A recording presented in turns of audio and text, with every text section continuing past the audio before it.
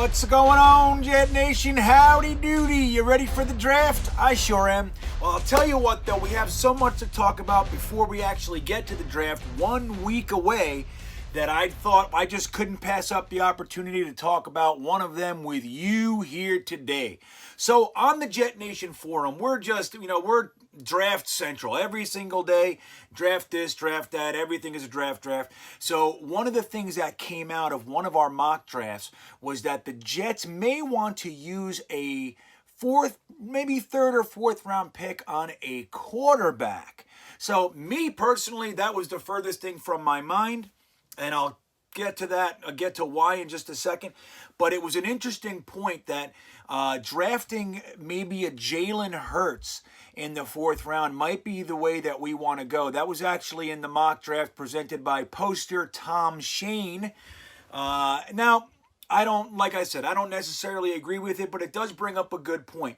Now, if we really think that David Fales is going to be an adequate backup quarterback, I think we got another thing coming. That he's maybe a nice player, all that sort of stuff.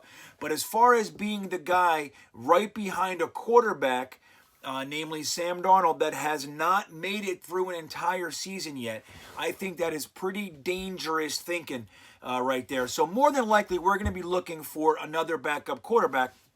The reason I don't really want to go to the draft is that this happens to be the greatest, most robust free agent quarterback class in the history of the NFL. Now, is that true? I don't know. I just made it up and said it, so it's just as true as half the other things I hear on a daily basis from Manish Mehta and the like. But so let's just say it. It is the greatest free agent quarterback class of all time. But we did have guys like Tom Brady, Drew Brees, Teddy Bridgewater, Phillip Rivers, Joe Flacco, Jameis Winston, Blake Bortles. It goes on and on and on. Marcus Mariota, all these guys.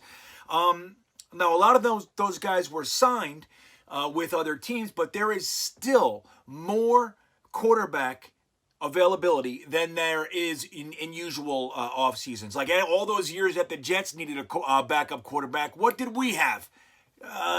McCown, and we had to trade a 6th round pick to get Fitzpatrick in the house. But anyway, so we have quite the list of backup quarterbacks, and I'm going to take a look at a couple that may or may not be viable guys to fill our backup quarterback position. So let's start with Joe Flacco. Joe Flacco was traded to the Denver Broncos last year, did play, and he played okay. He played average, but he didn't make it through the whole season. He actually got a neck injury, and that was after he was kind of a dick to Drew Lock. He was asked if he thought he'd be a good mentor for Drew Lock, and he said, "I'm not here to mentor anybody." And you know what, man, go F yourself, Joe Flacco. I think it's time that Joe Flacco realizes that he's no longer a starting quarterback in the league, and that it's probably high time that he accepts a backup role. But he made $13 million too last year. So what is this guy going to want? $8-10 million to compete with Sam Darnold? So I don't know if that's really going to happen. But he is an option. He's a quality quarterback. And for the backup role, if Joe Flacco is willing to accept it and on a budget, I think he would be a great person just to sit there and fill the role and hold the clipboard. Now, number 2. We have Jameis Winston. Jameis Winston threw for 5,109 yards last year. 5,000 yards. He had 33 touchdowns and 30 interceptions and 12 fumbles. So we don't know what the hell this guy is.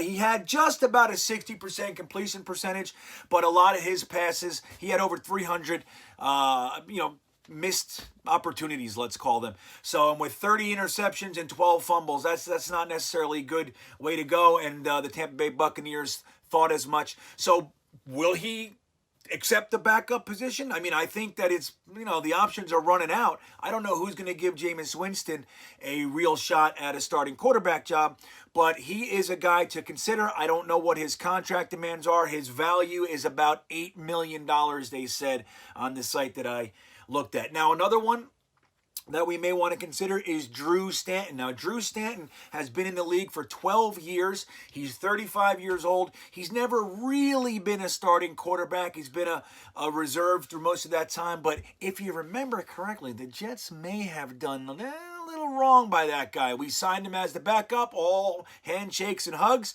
And then about an hour later, we decided to trade for Tim Tebow. And Drew Stanton wasn't happy about it. He actually went online and made some comments and then took him down an hour or so later and pretended that he was okay with it, but he wasn't. He thought the Jets were a laughingstock, and he was right.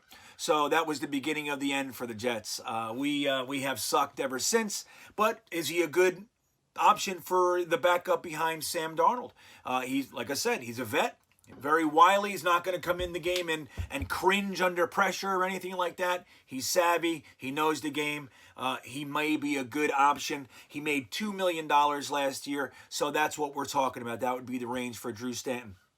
Another one, the one that probably makes the most sense, is Matt Moore. Now, Matt Moore actually went on record just recently defending Gase when there was a little bit of a report on players not liking him. Matt Moore was one of the guys that came out and said, hey, look, Adam Gase is fine. There is nothing wrong with this guy. He's a good coach, and he liked him, and so forth. So, and Matt, because Matt Moore was with him for 3 years, in Miami with the Dolphins. So, Matt Moore not only knows Gase's system, but he knows Adam Gase and doesn't seem to have too much of an issue with him. So that may be a guy to consider, because Matt Moore a few years back actually got the opportunity to be a starting quarterback after coming in and playing well in the backup role, and he chose to remain a backup. So this guy is comfortable there. He's been a backup pretty much his whole career, and he's fine with it. Again, 35 years old, 10 years in the league, so he's not a young chipper chapper.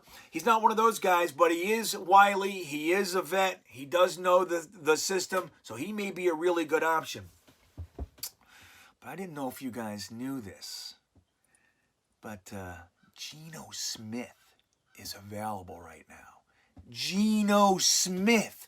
Can he be the guy? He sat for a year behind Russell Wilson. That couldn't have been bad for him. Learning on the Seahawks, he didn't take one snap last year. He was there predominantly backing up Russell Wilson, one of the greatest quarterbacks in the league currently. So I don't think it could have done bad by him. He was a starter with us. He was a starter with the Giants. In 2013, he threw for over 3,000 yards, had a 56% completion percentage, so he wasn't... he was pretty bad. But the thing is that he has learned a lot since then. He's not that young, egocentric kid anymore. He made $805,000 last year, so you're going to get him on the cheap. He's only 29 years old. So is he an option? Can Geno Smith be coming back to the New York Jets? What do you think? You ready to give Geno Smith another shot? It's up to you, Jet Nation. You got to let me know what you think about Geno Rockin' Jaw Smith coming back to the Jets to back up Sam Darnold. We're having the conversation at Jet Nation. Let me know what you think in the YouTube comments. Do you want Geno Smith, or do you want to go another direction? Let me know who you're thinking. I wanted Case Keenum, but he's not there anymore. All right, buddy. We'll talk soon. Go Jets.